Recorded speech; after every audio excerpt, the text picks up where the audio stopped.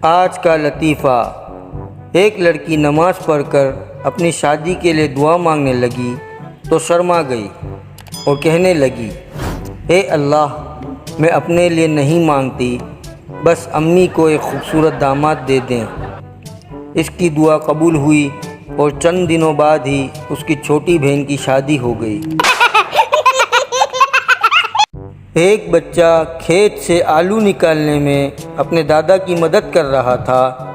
बहुत थक गया तो बोला, आपने ये सब आलू आखिर ज़मीन में दबाए ही क्यों थे? मियाँ और बीवी शॉपिंग पर जा रहे थे तो एक फ़कीर बोला, शहज़ादी 10 रुपये दे दो, मैं अंधा हूँ। शोहर बोला, पैसे दे दो, तुम्हें शहज़ादी कह रहा है, ज़रूर अंधा ही होगा। फ़कीर, अरे बाबा को दे दो, बहुत भूखा हूँ। सरदार 100 रुपये निकालते हुए बोला, 50 रुपये हैं तुम्हारे पास?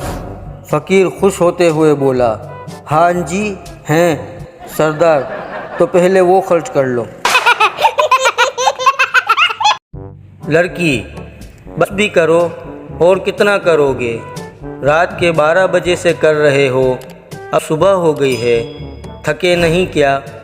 लड़का, ये तो कुछ नहीं, अब तो मैं दिन रात करूँगा, क्योंकि मुझे 3000 SMS फ्री मिले हैं। शादी की रात को शोहर कंफ्यूज हो गया कि बीवी से क्या बोलूं।